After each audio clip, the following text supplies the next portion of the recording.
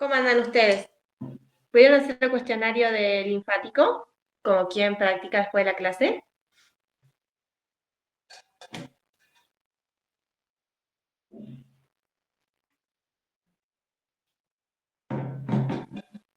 Yo hice el cuestionario ayer de sistema inmunológico. Y no, bien, o sea, yo sé que igual se me hace todo un lío cuando tengo que acordarme de todas las células. Yo sé que ahí está mi problema. Porque con todo me pasa lo mismo. Miramos. ¿El del linfático me dijiste que hiciste? Te dije inmunitario, pero porque estoy cruzada con inmunología. No, pero los dos nombres están perfectos. A este le pueden decir inmunitario o linfático. Mm. Sí, por ahí pasa. A mí me traumaban mucho las células y el conjuntivo. Viste que son fijas y móviles. Todas esas. Pero bueno, está re bien que sepas dónde hacer más hincapié.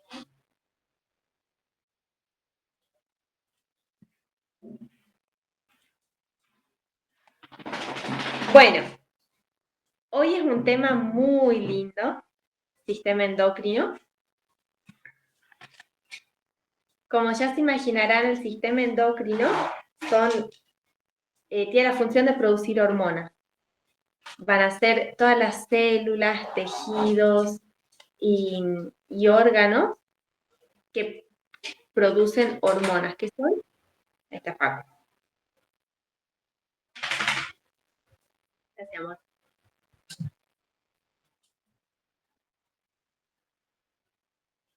¿Eso es lo más bajito? Sí. No, eso no. Hola, Facu. Y la mesa de avión. Hola. Bueno, recién empezamos. Les contaba a las chicas, sistema endocrino es el sistema encargado de producir hormonas.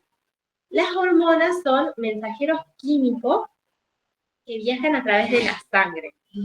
Entonces, el sistema endocrino van a ser todas las células, tejidos y órganos que producen hormonas y las vuelcan a la sangre para que vayan a hacer efecto a alguna célula que está a distancia.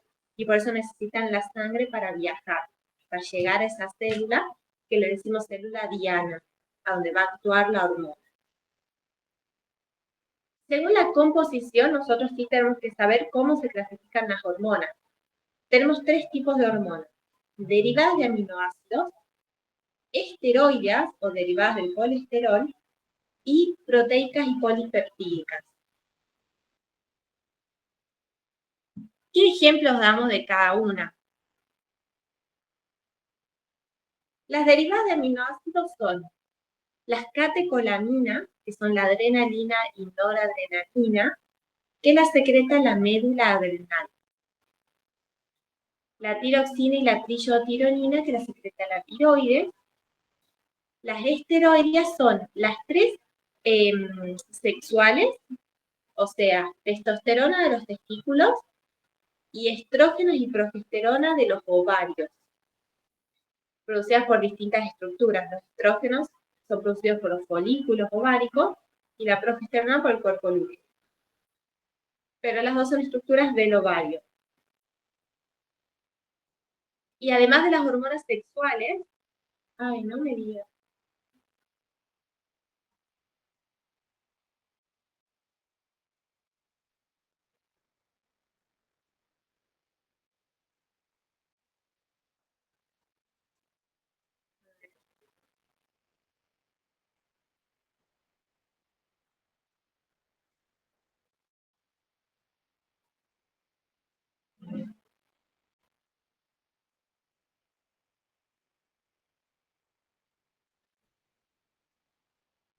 No sé qué voy a hacer con este internet.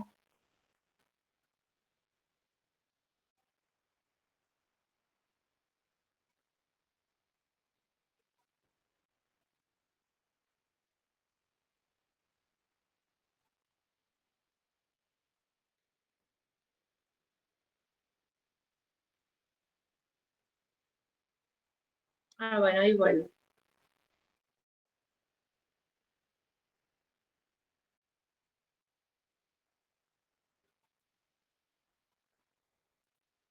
Se le chiflan, ¿no?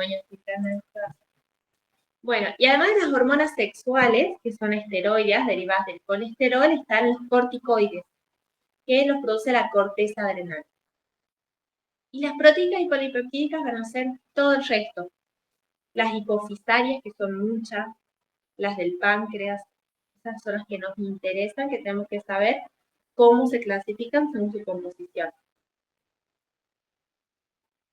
Bien, si bien la definición de hormona es que son mensajeros químicos que las células endocrinas secretan a la sangre para que lleguen a células que están a distancia. Si bien esa es la definición de hormona, hay 3 mecanismos de acción hormonal. Ese es el básico. La hormona se secreta a la sangre para ser transportada por sangre hasta una célula diana. Pero hay 2 mecanismos más de acción hormonal que no implican que la célula viaja por sangre. Fíjense que en el mecanismo de acción hormonal autócrino, la célula secreta la hormona y esa misma hormona actúa sobre la misma célula. La misma célula se regula a sí misma, eso se llama mecanismo autócrino. Y de forma similar, cuando una célula secreta hormona, esa hormona viaja solo por líquido extracelular, no entra a la sangre, viaja por líquido extracelular hacia una célula vecina, que está cerquita. Ese se llama mecanismo de acción hormonal parácrino. Y el endocrino es el mecanismo de acción hormonal clásico y que le da la definición a hormona.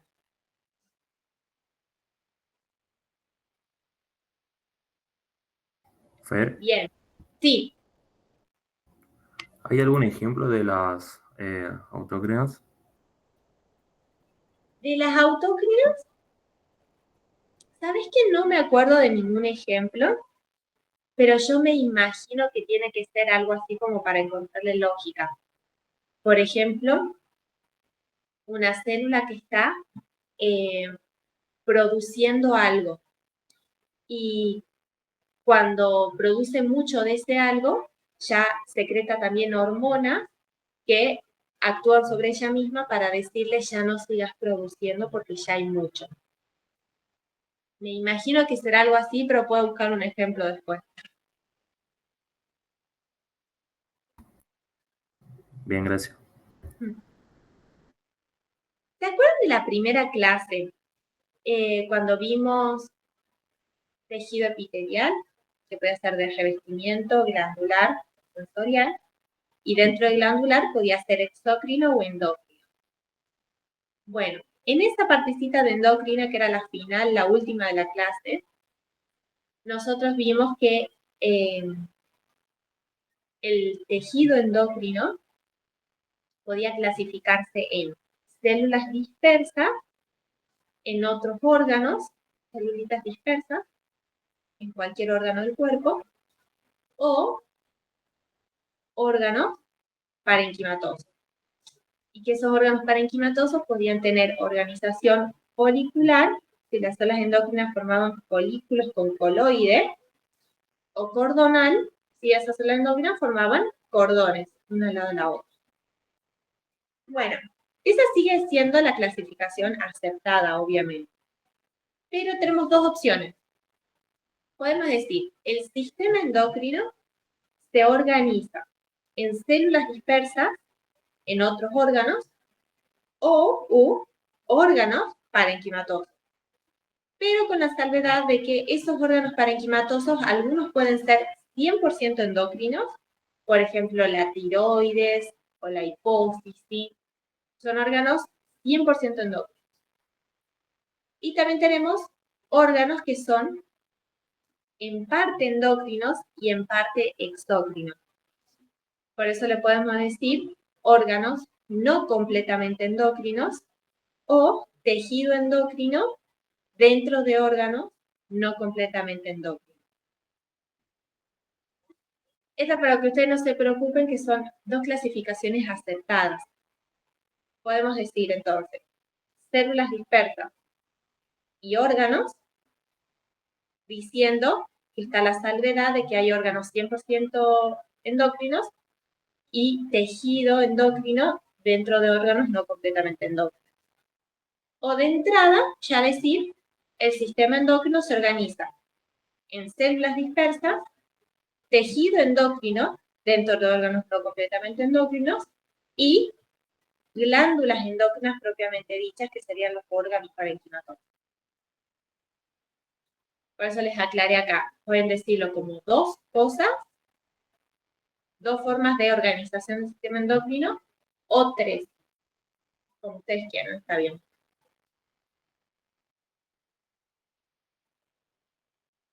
Ahora vamos con los ejemplos.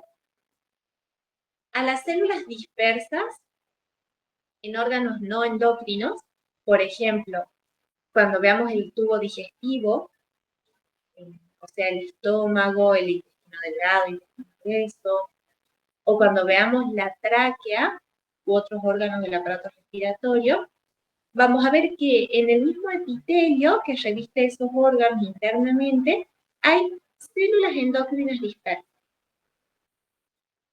En conjunto, las células dispersas en órganos no endocrinos se les llama sistema endocrino difuso. No hablamos mucho más de eso, solo saber que sistema endocrino difuso se refiere a las celulitas endócrinas dispersas en órganos que no son endócrinos. Después tenemos el tejido endocrino dentro de órganos no completamente endocrinos. ¿Y a qué nos referimos con esto? Los islotes de Langerhans, el páncreas, porque vieron que el páncreas es una glándula mixta, es endocrina y exócrina. Bueno, las partecitas de tejido endocrino del páncreas se llaman islotes de Langerhans. Ya lo vamos a ver, son los que producen insulina, glucagón y todo. Después tenemos los folículos ováricos del ovario, son estructuras que producen estrógeno, específicamente las células de la granulosa, que forman parte de este folículo ovárico del ovario. Eso es otro ejemplo de tejido endocrino dentro de un órgano que no es completamente endocrino. Porque el ovario también, ¿qué produce? Como la parte exócrina del ovario, ¿qué sería? ¿Se imaginan?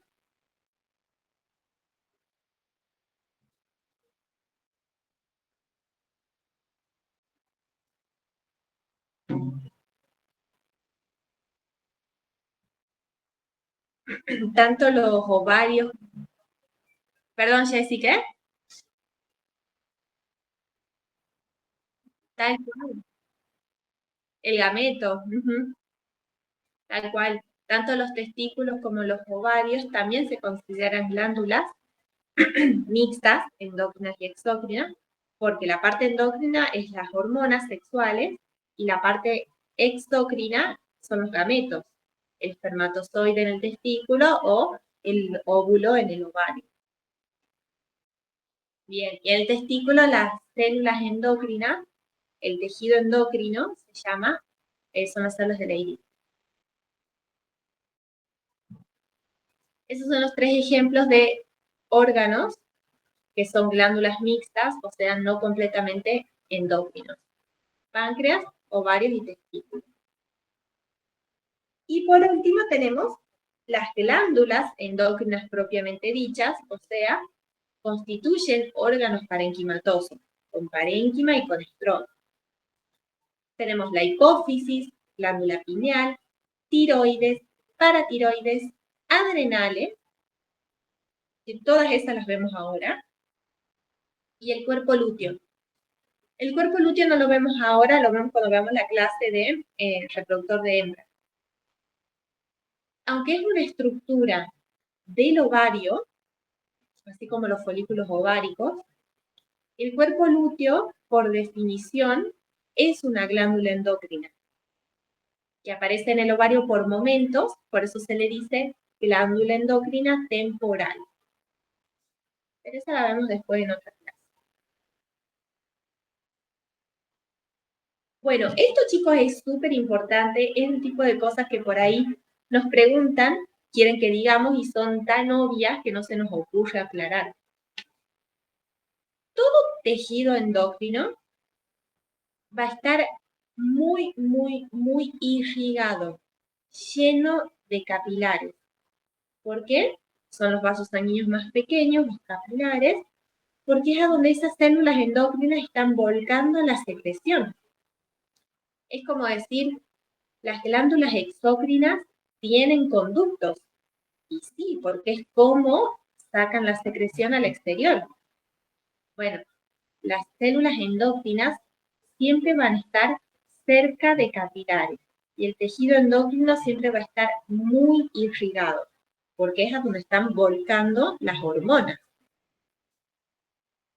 Y si quieren acordarse mejor, son cosas que uno ya estaba memorizando, los capilares del tejido endocrino son fenestrados. Hay 3 tipos de capilares, que ya los vamos a ver bien en circulatorio. Unos son los continuos, que ¿por qué son continuos? Porque tienen el endotelio continuo, sin agujerito, y la lámina basal continua, también sin agujeritos ni nada. El continuo es el capilar más conservado en su estructura. Entonces, si bien permite intercambio entre la sangre y el tejido, como todo capilar, es el que tiene el intercambio más regulado. Y es, por ejemplo, el capilar que forma parte, hasta lo que vimos viendo, de la barrera hematoencefálica, son los capilares del sistema nervioso central, o de los que están en la barrera hematotímica, en la corteza del timo. Porque justamente al ser parte de una barrera, necesitan que el capilar sea lo más conservado posible y su intercambio lo más regulado posible. Después, en el otro extremo, el capilar que permite más intercambio son los sinusoides. Y, por ejemplo, los sinusoides del vaso que vimos en la clase pasada, que vieron que las células eran alargadas en este caso, y había mucho espacio entre las células y la lámina basal estaba discontinua, en partes no estaba. Bueno, ese es el capilar más permeable, el que permite más intercambio. Y en un término medio, entre el continuo, que es el más regulado, y el sinusoide, que es el más permeable, están los fenestrados, que son estos que tienen agujeritos en el endotelio que se llaman fenestras, y la lámina basal continua. Entonces permiten un poquitín más de intercambio que un continuo, pero menos que un sinusoide. Es un intermedio. Estos son los capilares típicos de todo tejido endocrino. Bueno, arrancamos con la primera glándula endocrina, que es la hipófisis. La van a amar, es muy bonita. La hipófisis es esta glándula que está en la cavidad del hueso esfenoides. Este hueso, el gris, es el esfenoides y vean que tiene un hueco, una cavidad. Bueno, esa cavidad, a ver si se puede hacer zoom. Ese huequito que hace el hueso esfenoides para la hipófisis se llama astilla turca. Y vean de paso en la imagen cómo la hipófisis está conectada con esta estructura del cerebro que se llama hipotálamo. Eso es muy importante.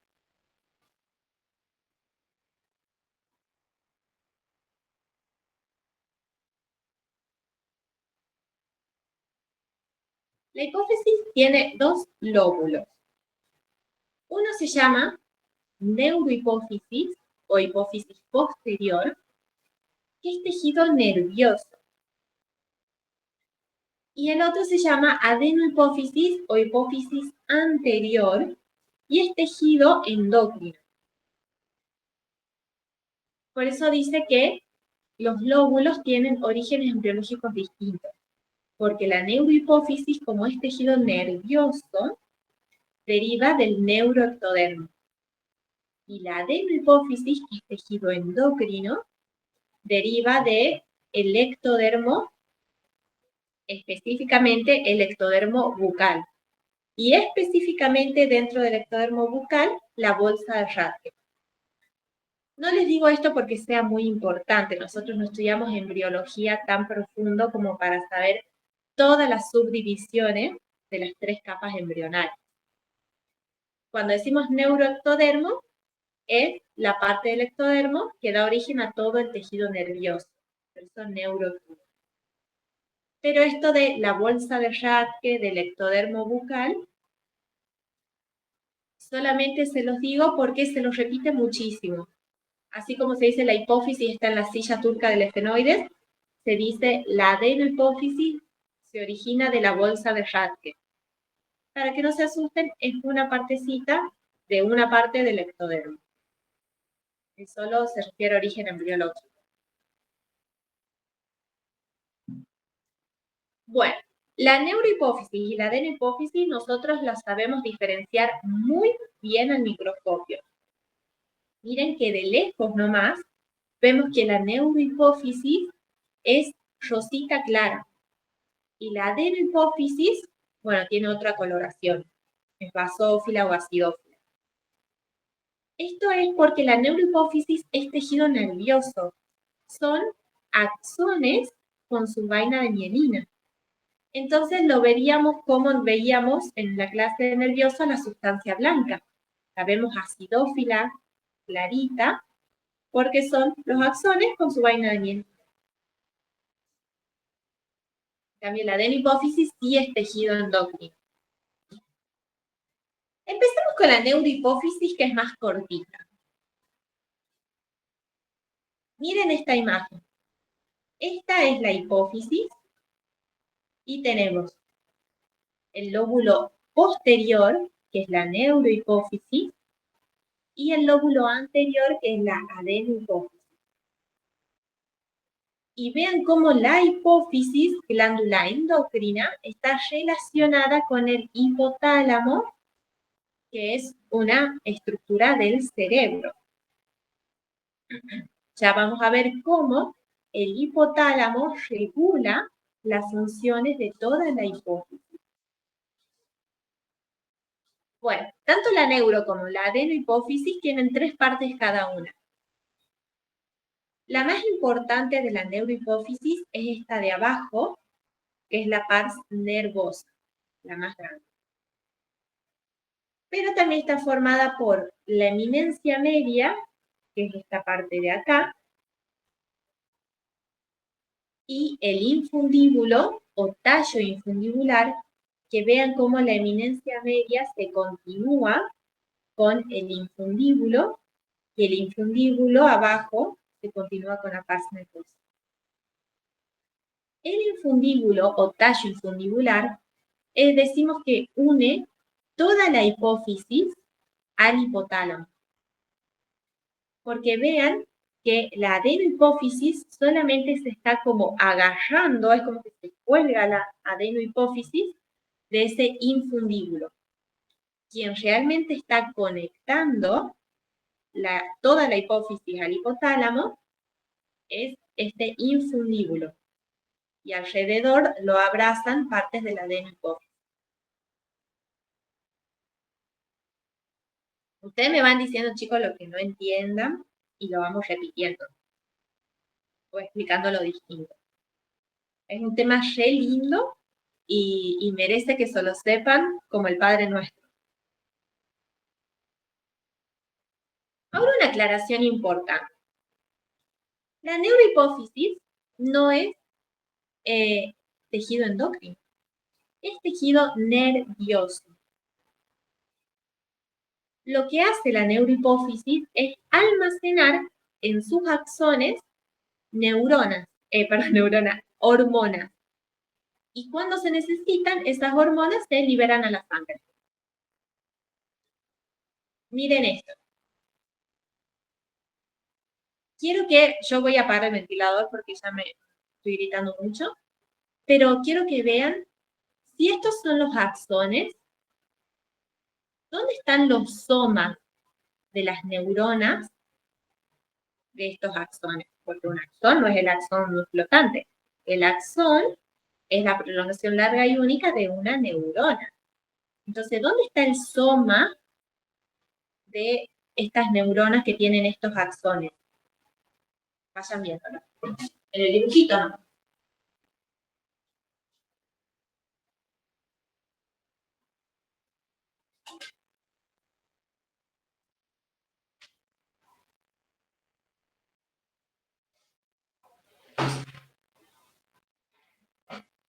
Cuéntenme, ¿qué están viendo en la imagen? Si tuvieran que decir, si yo les digo toda la información está en la imagen, ¿qué me dicen ustedes?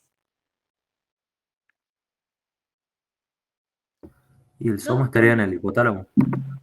Tal cual, los somas de las neuronas cuyos axones forman la neurohipófisis están en el hipotálamo. Y no se confundan cuando nosotros decimos núcleo, nosotros conocemos núcleo como la organela de la célula. Pero cuando estamos hablando de un conjunto de somas dentro del cerebro, le decimos núcleo. Entonces, núcleo paraventricular quiere decir un conjunto de somas neuronales. Núcleo supraóptico es otro conjunto de somas neuronales. Es como pequeñas grupitos, pequeñas como masas de sustancia gris dentro de la sustancia blanca del cerebro. Vieron que yo les conté que en el cerebro tenemos la sustancia gris formando la corteza cerebral y la sustancia blanca es interna. Bueno, lo que yo no les dije, que cuando hay sustancia gris, pequeñas masas de sustancia gris dentro de la sustancia blanca, además de estar en la corteza, a esa sustancia gris se le llama núcleo. Y son, como sabemos, sustancia gris. Ahí hay somas neuronales. Entonces, los axones de las neuronas que conforman el núcleo paraventricular y supraóptico bajan del hipotálamo y forman el infundíbulo y hacia abajo la pars nervosa. Y en la pars nervosa no solo van a estar los axones, sino las terminaciones nerviosas de esos axones. Todo a lo largo de estos axones se almacenan las hormonas, porque las hormonas se producen en los somas de estas neuronas. Estas son células neurosecretoras, neuronas que secretan hormonas a la sangre. En los somas se sintetizan las hormonas y se almacenan a lo largo de los axones. Cuando se necesita, desde la pars nervosa, ¡pum!, se liberan a la sangre. Por eso decimos que la neurohipófisis no es una glándula endocrina, sino el sitio de almacenamiento de las hormonas que se sintetizan en los somas de las neuronas que forman estos dos núcleos en el hipotálamo, el supraóptico y el paraventricular.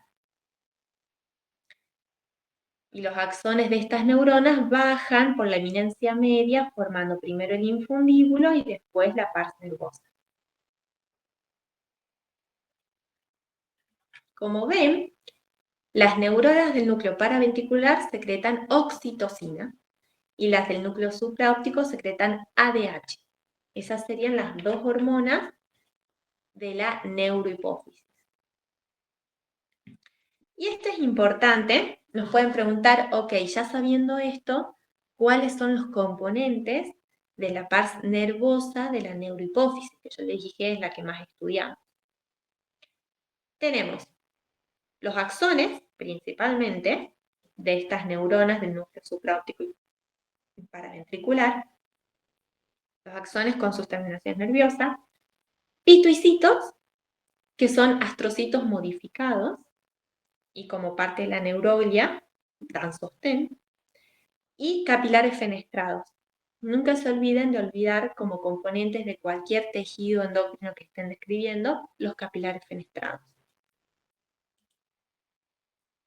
Así se ve un pedacito de la pars nervosa. Vean que vemos como muchas burbujitas. Esos son los axones amielínicos de la pars nervosa. Y estos núcleos pueden ser de los pituicitos, que son estos astrocitos modificados. Y acá hay una estructura que yo nunca la vi, pero que de teoría sí la tenemos que saber, que son los cuerpos de Hering. Parece que a lo largo de los axones y sus terminaciones nerviosas se acumulan muchas vesículas con hormonas. Y cuando pasa eso, se ven como dilataciones del axón o de la terminación nerviosa, y a eso se le llaman cuerpos de Hering. Dilataciones en algunas partes de los axones y las terminaciones nerviosas causadas por la acumulación de vesículas de secreción que contienen hormonas, oxitocina o ADH.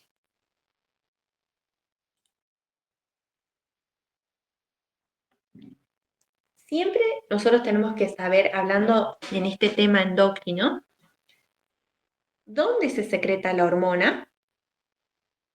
¿Cuál es la hormona? ¿Y cuál es la célula diana? ¿A dónde va a actuar esa hormona? Y mejor todavía si sabemos el efecto de la hormona.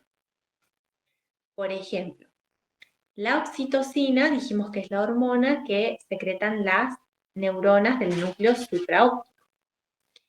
La oxitocina, cuando se libera a la sangre, va a ir hasta las células mioepiteliales de la glándula mamaria para que mediante la contracción de estas células se expulse la leche, y al músculo liso del útero para que se contraiga, por ejemplo, durante el parto.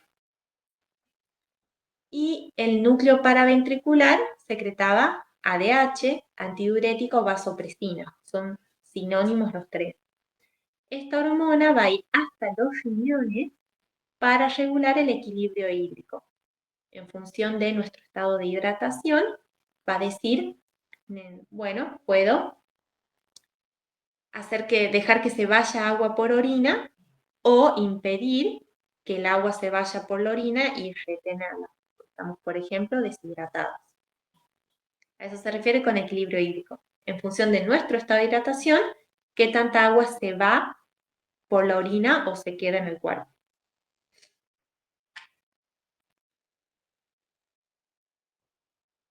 Bien, eso fue neurohipófisis.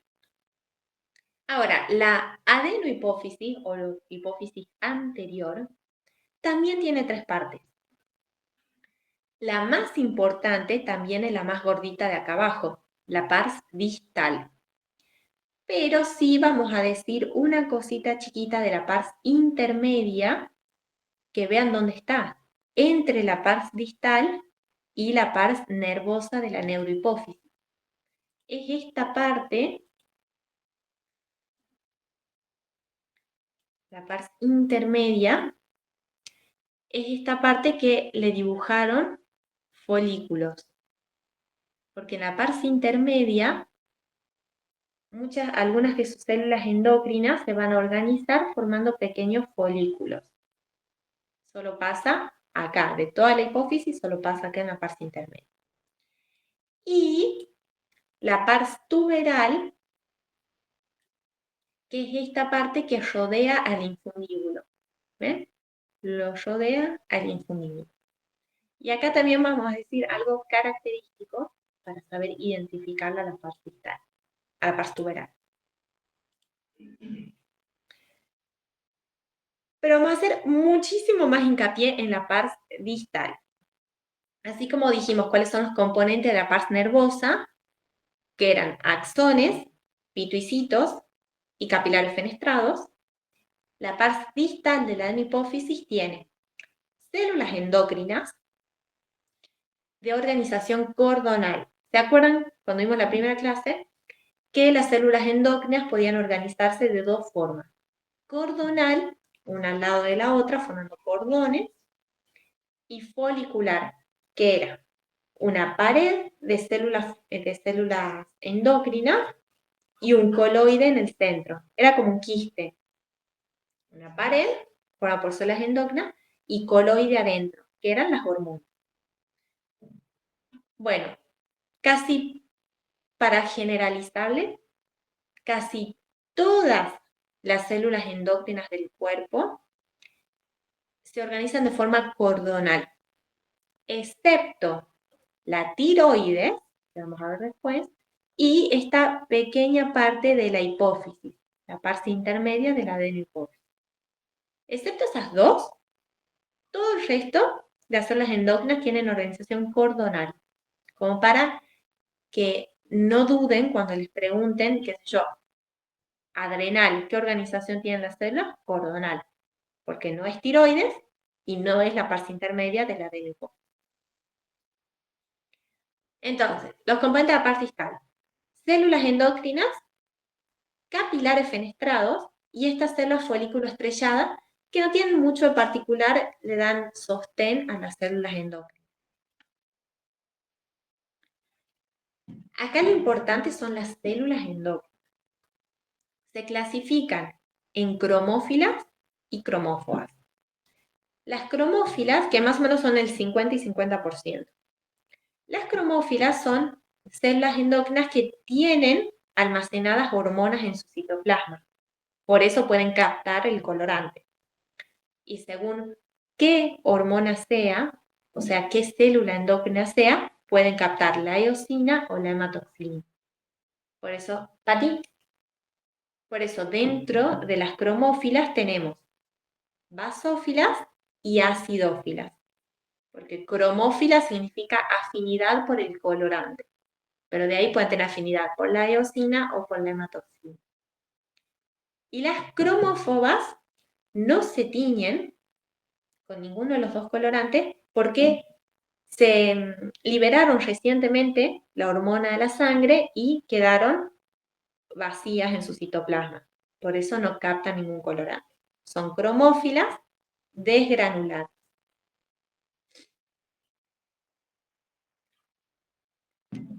En la parte distal de la adenohipófisis es que las clasificamos así a las células.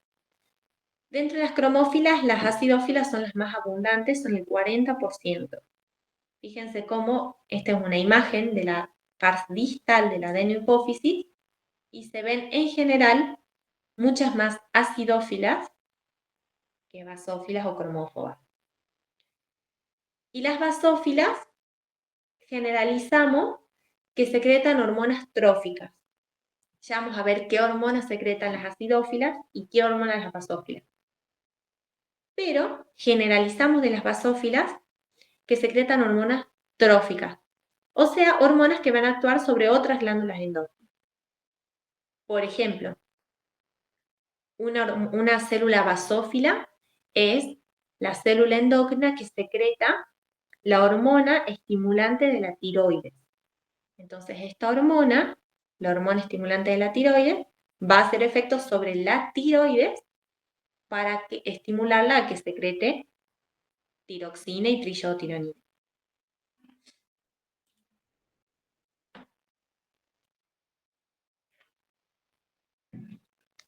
Como para esquematizarnos un poquito, componentes de la parte distal: células y capilares fenestrados.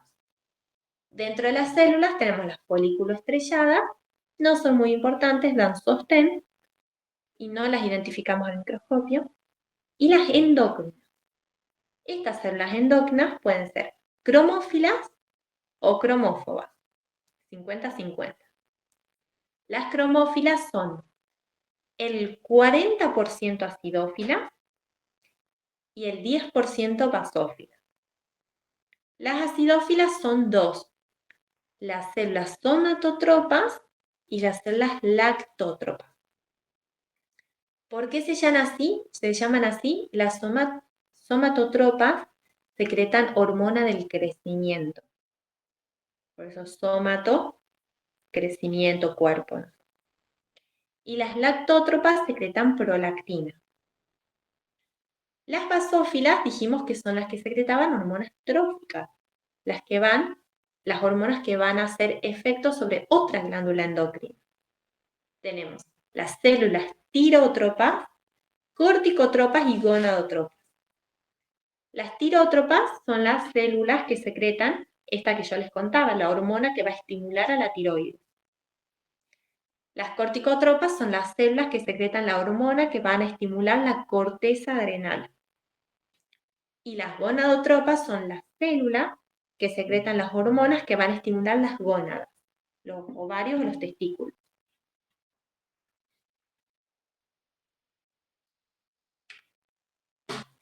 Y acá lo mismo que hicimos con la neurohipófisis, tenemos que saber quién secreta la hormona, cuál es la hormona, dónde va a hacer efecto la hormona y para qué.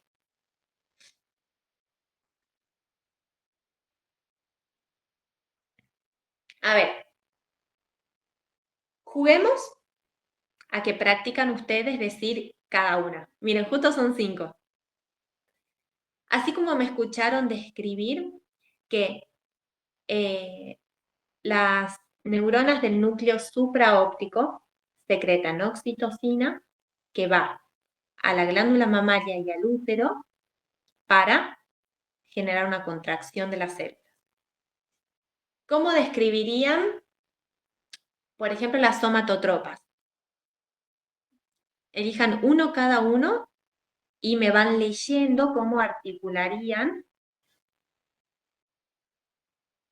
explicar cada hormona. Las somatotropas secretan hormona del crecimiento para actuar en el hígado, algo así. Perfecto. La hormona de crecimiento actúa en el hígado, ¿para qué? Para estimularlo a qué. Mira, A que secrete los factores de crecimiento. Perfecto. Dale, Jessy, no hay drama, yo lo hago por vos. Excelente, Anto. ¿Y las células somatotropas son acidófilas o basófilas? Acidófilas. Excelente.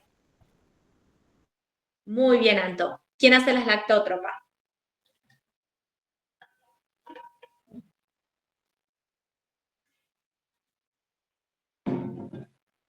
Miren que esa es fácil.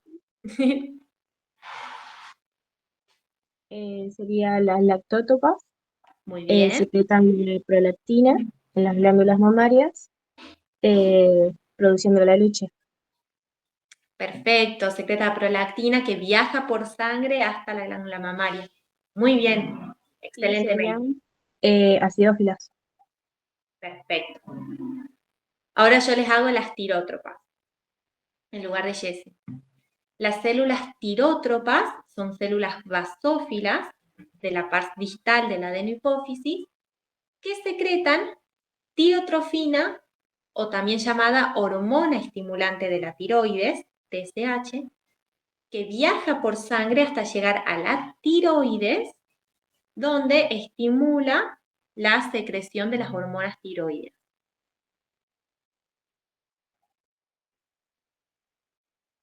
¿Quién hace las corticotropas?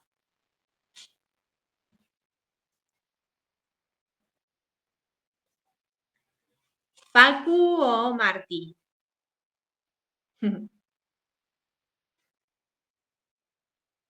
Y acá practiquen, aprovechen de equivocarse y lo vamos perfeccionando.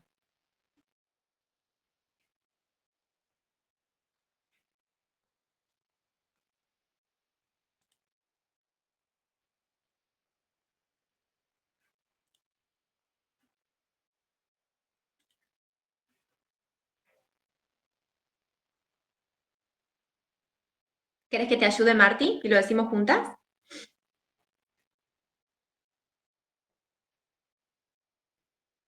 O sea, Bueno, me durmieron, Facu y Martí.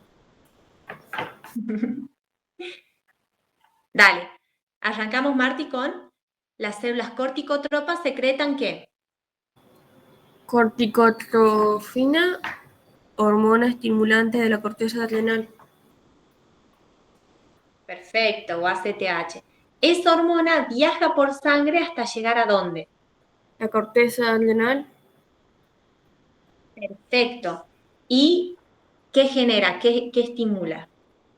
La ¿Cuál es el efecto? secreción de corticoides.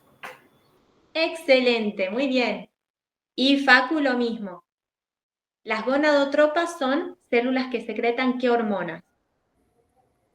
Bueno, secreta la FSH y LH, que son la folículo estimulante y la luteinizante, son vertidas en la sangre y actúan Sí, en el ovario y en el testículo produciendo ¿cómo se llama? muy bien. Los gametos. Perfecto. Estimulan tanto la producción de gametos como la producción de hormonas. Excelente. Vean cómo estas tres, las tirotropas, corticotropas y gonadotropas, son células que secretan hormonas que van a actuar en otras glándulas endócrinas, la tiroides, la corteza adrenal y las gónadas. Por eso se dice que estas hormonas son hormonas tróficas. Bueno, esa diapo es el mismísimo Padre Nuestro. Eso hay que saberlo de pe a pa. Ahora, acá se le plantea un problema a la adenohipófisis, porque estas células, en esta imagen, nosotros encontraríamos las células acidófilas y basófilas que acabamos de estudiar, que secretan esas 5 hormonas que ustedes me dijeron. Pero estas células endocrinas de la parte distal de la adenohipófisis necesitan un estímulo para secretar estas hormonas que hablamos. ¿Quién les da el estímulo? Estas neuronas del hipotálamo también son células neurosecretoras. Son neuronas que secretan hormonas a la sangre. Y estas son las neuronas que secretan las hormonas que estimulan la secreción de las células endócrinas de la parte distal de la adenohipófisis. Pero vean esto, cómo hacen las hormonas estimulantes para ir desde el hipotálamo, donde son secretadas, hasta la parte distal.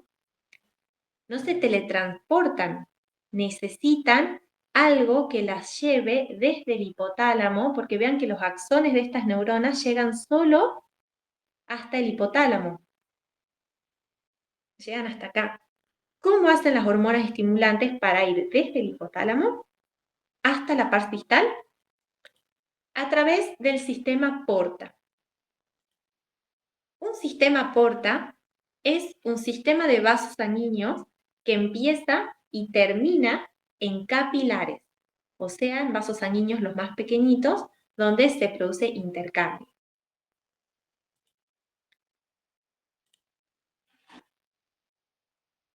En el hipotálamo va a haber un plexo capilar que se llama plexo capilar primario, o sea, un conjunto de capilares, a donde las neuronas van a volcar estas hormonas estimulantes.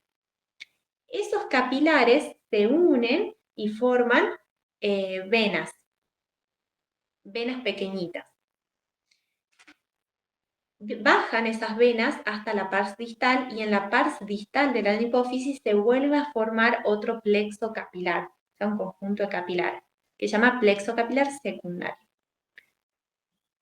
Fíjense cómo las hormonas estimulantes que secretan estas neuronas del hipotálamo entran al sistema porta a través del plexo capilar primario, viajan hasta la pars distal y salen del sistema porta por el plexo capilar secundario. ¿Y salen a dónde? A la pars distal para hacer efecto en todas estas células endócrinas que forman la pars distal. Es como si fuera una autopista.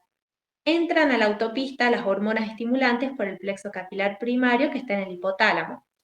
Viajan por los vasos venosos rectos y cuando llegan a la pars distal, salen de la autopista por el plexo capilar secundario. Hay varios sistemas porta en el cuerpo, no muchos, pero varios. Y este se llama sistema porta hipotalámico hipofisario. El sistema porta empieza y termina en capilares. Así que este se llama hipotalámico hipofisario.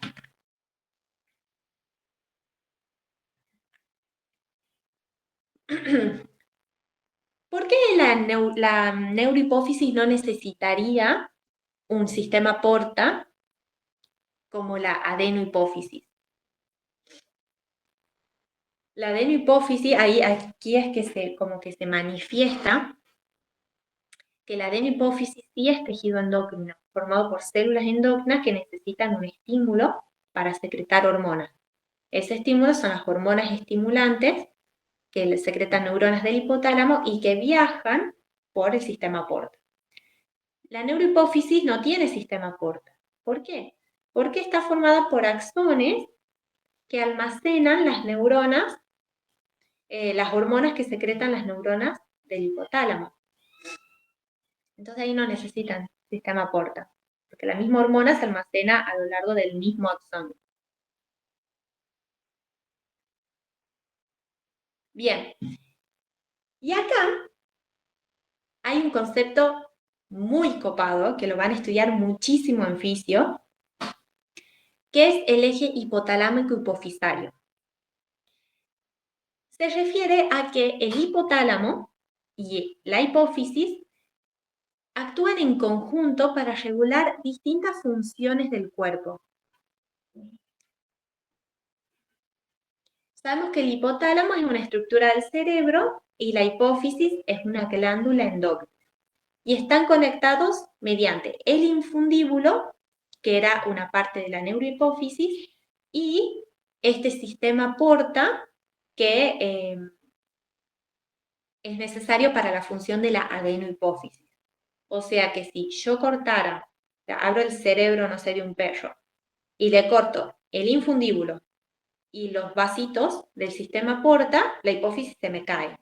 Físicamente la hipófisis se conecta al hipotálamo por el infundíbulo y el sistema porta.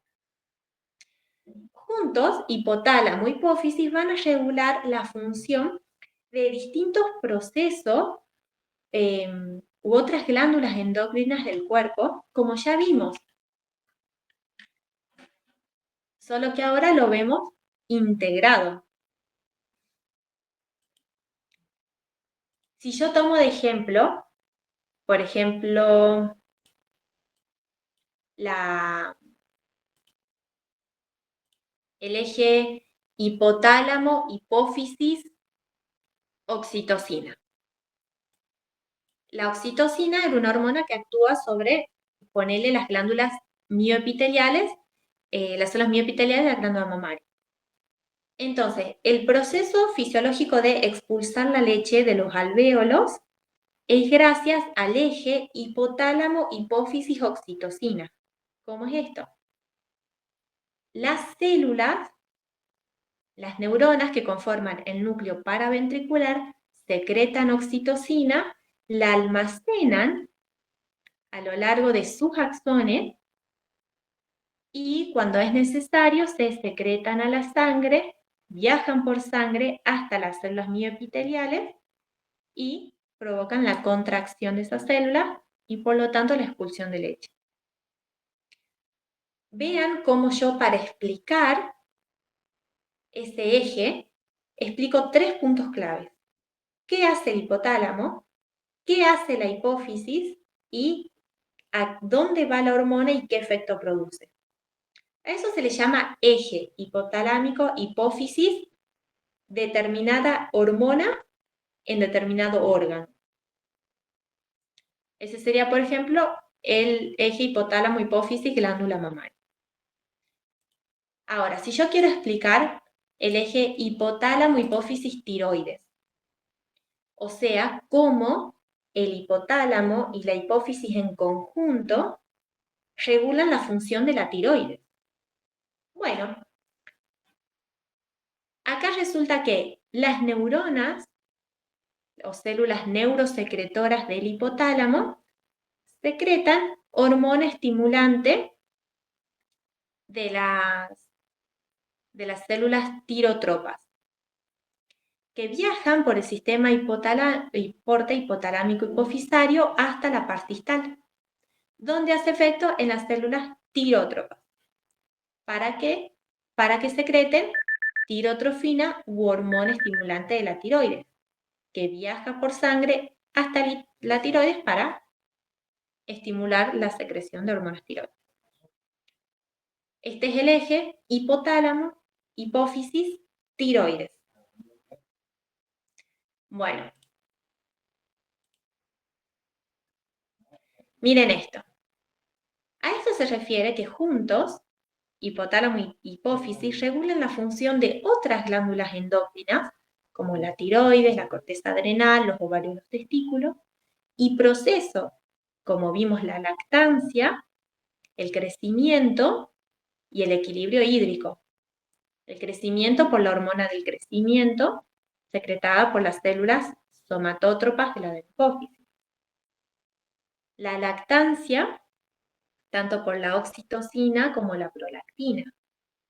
Y el equilibrio hídrico por la ADH o vasopresina de la neurohipófisis. Cuando hablamos de un eje hipotálamo-hipófisis en particular, siempre, si observaron, tenemos que mencionar el órgano sobre el cual actúa. Entonces, podemos hablar de un eje hipotalámico, hipófisis tiroides, hipotálamo, hipófisis ovario, y así con cada uno de los órganos donde actúan las hormonas hipofisarias. Y esta es como la plantilla. Siempre vamos a usar la misma plantilla para hablar de un eje hipotalámico hipofisario de la neurohipófisis o de la adenohipófisis. Por esto que tienen distinto que en la neurohipófisis se almacenan las hormonas, en cambio en la adenohipófisis hay un sistema porta que transporta hormonas estimulantes desde el hipotálamo para actuar en la parte distal. Los componentes del eje siempre son los mismos para cada parte de la hipófisis. En la adenohipófisis siempre vamos a decir, las células neurosecretoras del hipotálamo secretan tal hormona que viaja por el sistema porta, hipotalámico hipofisario, hasta la parte distal para estimular a las células, tanto tal célula de la adenohipófisis, para que secreten tal hormona a la sangre. Por ejemplo, para estimular a las células tirótropas para que secreten tirotrofina a la sangre, y la cual viaja hasta el órgano o glándula diana, que sería la tiroides, hace su efecto en la tiroides. Y acá le pueden agregar incluso ¿para qué? Para secretar hormonas tiroides.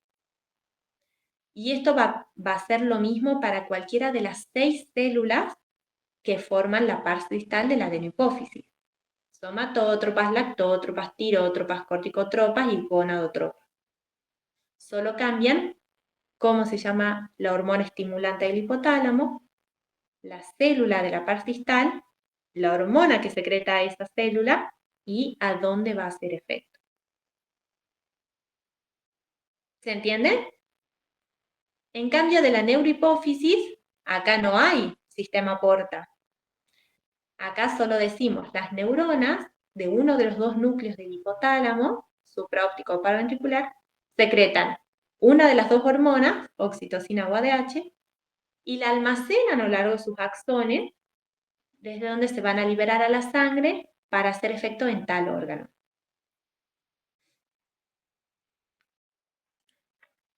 Ustedes pueden practicar con estas plantillas para adenohipófisis y para neurohipófisis, describir todos los ejes hipotalámicos hipofisarios que tenemos. O sea, los 2 ejes de la neurohipófisis y los 6 ejes de la adenohipófisis. ¿Se entendió esto de los ejes hipotalámicos hipofisarios? Sí, Fer. Ay, qué bueno, chicos. Van a amar practicar esto. Bueno, ahora se va a cortar la llamada. A ver, veamos si podemos... Ah, no, ya 15 segundos. Bueno, hacemos 5 minutitos de descanso y lo llamo de vuelta, chicos.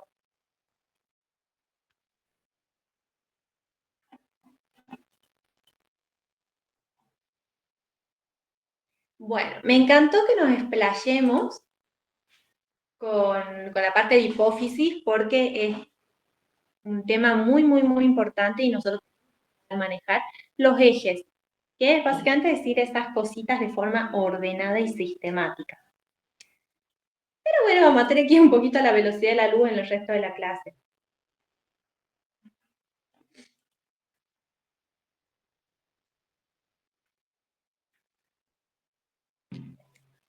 Yo les conté que la parte más importante de la hipófisis es la pars distal.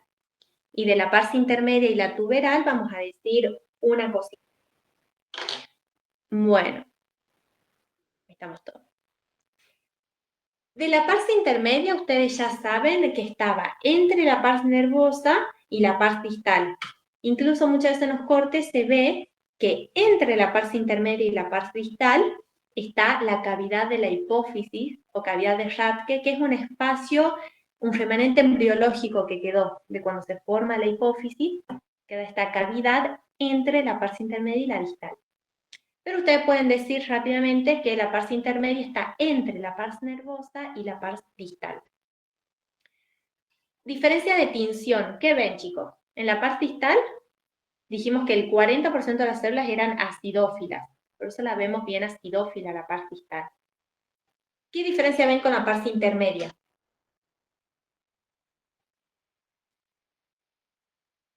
Es más basófila. Perfecto. Eso es porque en la pars intermedia hay solamente células basófilas y cromófobas. Según la especie, estas células basófilas pueden secretar distintas hormonas. En una especie es hormona estimulante del melanocitos, en otra es corticotropina. Pero lo que importa es que la pars intermedia la identifican por dónde está entre la pars nervosa y la distal y por ser basófila. Y también en algunos cortes en este no se ve. Estas son células en disposición cordonal, una al lado de la otra. Pero en algunos cortes de hipófisis pueden llegar a ver algunos folículos. Son las mismas células que se organizan formando una estructura esférica y secretan hormona al interior de esa estructura, formando un coloide, una sustancia que está formada por hormonas. Eso también caracteriza la parte intermedia, por eso en el dibujito la habían dibujado como con circulitos, porque se pueden organizar formando pequeños folículos. Y de la parte tuberal de la adenohipófisis, esta es requete importante. Vieron que yo les conté que el sistema porta empieza y termina en capilares. En el hipotálamo está el plexo capilar primario y en la pars distal el plexo capilar secundario. Bueno, entre los dos plexos se formaban unas venas que conectaban los dos plexos. Bueno, estas venas, que se llaman vasos venosos rectos, quedan a nivel de la pars tuberal de la adenohipófisis. Por eso si ustedes están recorriendo el corte y ven de la nada estos vasos sanguíneos, saben que son los vasos venosos rectos del sistema porta y que están en la pars tuberal de la adenohipófisis. Glándula pineal. No es importante, no la estudiamos mucho, pero este es el famoso tercer ojo, que hablamos mucho los seres humanos. Y está formada por pinealocitos, que en realidad son neuronas, que están especializadas para secretar melatonina a la sangre. O sea, neuronas que secretan hormonas. Estos pinealocitos se inhiben con la luz. Entonces, durante el día, que nos llega luz a la retina, los pinealocitos están inhibidos y no secretan melatonina. Pero en el momento que se va el sol y dejamos de recibir luz por la retina, se desinhiben los pinealocitos y secretan melatonina. Y es la hormona que nos da sueño y que ya nos hace ir a dormir. Por eso dicen que es antinatural andar con el celular cuando ya es de noche, porque seguimos estimulando, en realidad seguimos inhibiendo a los pinealocitos y nunca se secreta melatonina y nunca nos da sueño. Bueno, no solo está formada por pinealocitos, sino por células intersticiales que son neuroglia, astrocitos modificados, y esta arenilla cerebral, que son estos precipitados de calcio y fósforo, que son normales con la edad. Pero, hablando de la parte como más espiritual, se dice también que la falta de meditación o de desarrollo de nuestra parte espiritual también favorece estos depósitos de calcio y fósforo y que como que nos alejan justamente de nuestra parte espiritual. y que con meditación y otras prácticas se disminuiría esta calcificación de la glándula pineal. Pero bueno, es normal estos precipitados, la arenilla cerebral con la edad. Esto es para que ustedes vayan a investigar esto de la calcificación de la glándula pineal y el tercer ojo. Y como siempre, pueden mencionar que está llena de capilares fenestrados, porque es una glándula endocrina y secreta hormonas a la sangre. Todos estos glóbulos rojos, aunque nosotros los veamos como colgados ahí, nosotros en histología estudiamos tejidos sanos. Por lo tanto, siempre que vemos un glóbulo rojo, deducimos que está dentro de un vaso sanguíneo. A veces cuando son capilares, que son vasos sanguíneos muy pequeñitos, no vemos la estructura de la pared del capilar. Así que siempre que vemos un glóbulo rojo, veamos o no el capilar en donde está, sabemos que está dentro de un vasito sanguíneo. Este vaso sanguíneo es más grande. Ven que si se le ve la pared y los glóbulos rojos adentro. Pero este, que parece un glóbulo rojo colgado, sabemos también, deducimos que está dentro de un capilar. Acá se lo ve al capilar, lo cortaron longitudinal y el glóbulo rojo adentro. Tiroides. Es una glándula, como ven, que tiene dos lóbulos unidos por un istmo, que está en la superficie anterior de la tráquea. Sintetiza dos hormonas, porque por ahí nosotros decimos tiroides secreta hormonas tiroides. Hay dos hormonas secretadas por la tiroides. Las hormonas tiroideas, que son la T3 y la T4, tiroxina y trillotironina, y que son hormonas que regulan el metabolismo basal. Las hormonas tiroides actúan en todas las células de nuestro cuerpo y es como que regulan la velocidad a la cual funciona esa célula. Si yo tengo muchas hormonas tiroideas, todas las células de mi cuerpo van a hacer sus funciones así rápido. Van a tener el metabolismo basal muy alto. Y si yo tengo pocas hormonas tiroides en el cuerpo, todos los procesos, todas las funciones de las células van a ir más lento. El metabolismo basal va a estar más bajo, más lento. Por eso decimos que las hormonas tiroides regulan el metabolismo basal en todas las células del cuerpo. Y la calcitonina, también secretada por la tiroides, que interviene en el metabolismo del calcio. Regula el calcio que tenemos en sangre.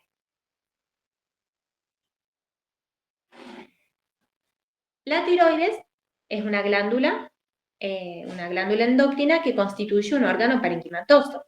Por lo tanto, si es un órgano parenquimatoso, tiene parénquima, que es la parte del órgano que lleva a cabo la función, y estroma, que es la parte del órgano que da sostén. Pati.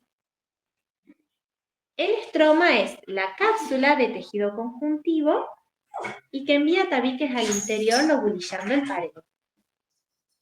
Y el parénquima, la parte que lleva a cabo la función del órgano, ¿qué es? Los folículos tiroideos, que son las células endócrinas que secretan tiroxina y trillotironina, organizadas en folículos. O sea, forman una pared y secretan las hormonas al interior formando el coloide.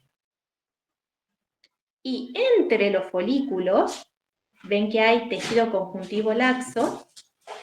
En ese tejido conjuntivo laxo están las células C o parafoliculares, que son las que secretan calcitonina, la hormona que regula la concentración de calcio en sangre.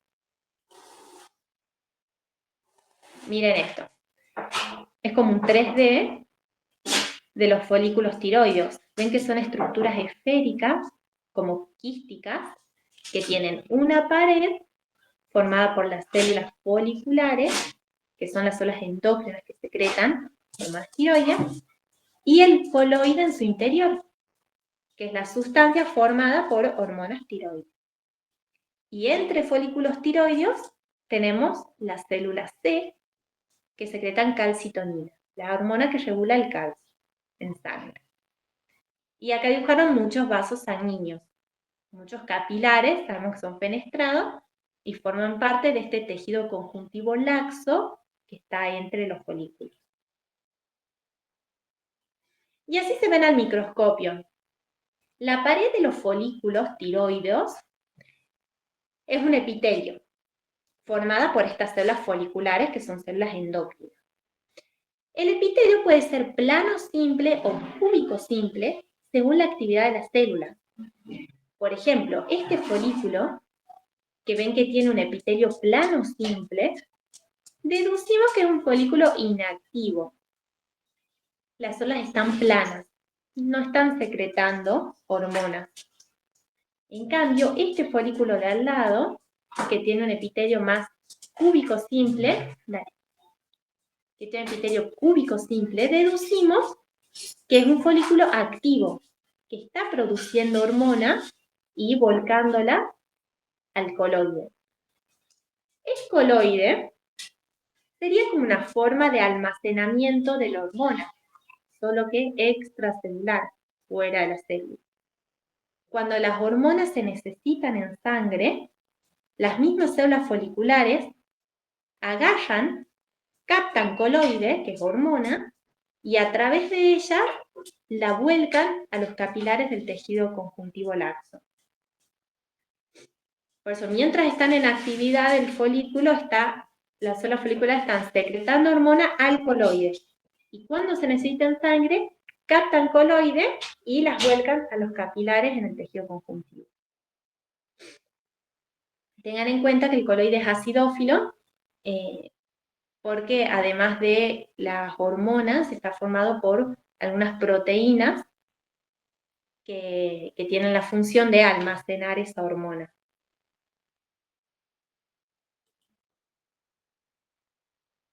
Miren esa fotaza.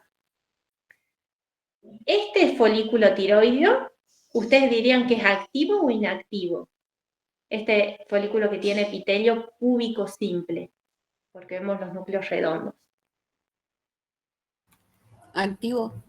Perfecto. Y vean cómo el coloide es una sustancia acidófila. Otra pista para saber que es activo el folículo es que tiene estas vesículas que se llaman vesículas endocíticas.